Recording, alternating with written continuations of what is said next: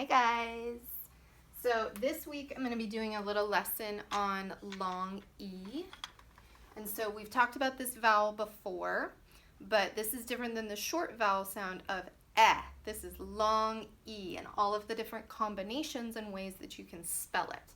So we're going to talk about this in a little bit, but first we're going to focus on long E. So when you have E all by itself, like in the word he, or in the word be, or she. And if you're working on this at home, what you could do is you could take out a piece of paper and you could be copying these words down with me. You should always be putting a dot underneath that long E sound. So we have b, e, sh, e. So this is an E all by itself. Then we have bossy E, or you could call it, what's the other name of it? I don't know what it is. Bossy E and something else E. Okay, so we have words like these. I'm going to write it a little bit bigger. Or we could have a word that's a name. Pete. I capitalized the P in Pete because it's a proper noun. It's a person's name.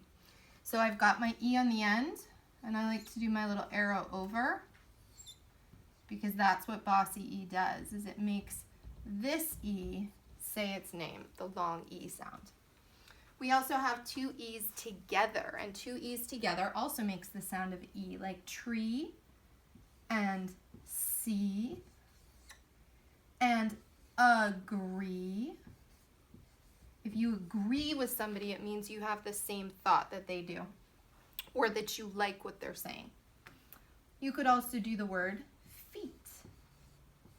They all have those double E's, so I'm going to put one dot underneath those two E's because it makes one sound. You can have an EA, like in the word tea, or in the word eat. Eat. I'm going to put my dot under there. Reach. Which we have a digraph at the end, the CH, the ch sound. Each. Reach. And my last one, each. Each. Each. The last one I'm going to talk just like a tiny little bit about because the Y at the end can make a couple of different sounds. In these words, the Y is going to make the sound of long E, but in other words, it can make the sound of long I. So in this one, happy, or silly, or puppy.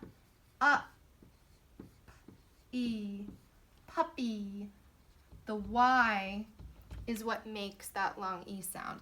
Silly, puppy, happy. Okay, moving over to these. This is a little bit different than this. This is all focused on long E. These are some ending sounds that you've seen before in words, but it's really important that you remember which sounds they make.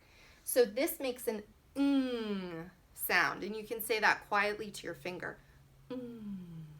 Like in ring and sang. Try practicing that sound to your finger a couple times. Ring, sang. Make sure you can really hear that sound. This final sound, NK, makes an nk. It's kind of a strange sound to make. Wink, like this. And think.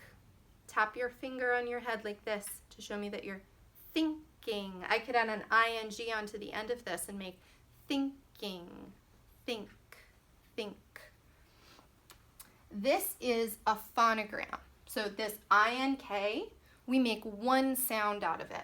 So when I read these words, you're going to notice that I'm making the INK all at once. So instead of reading it p-i-nk,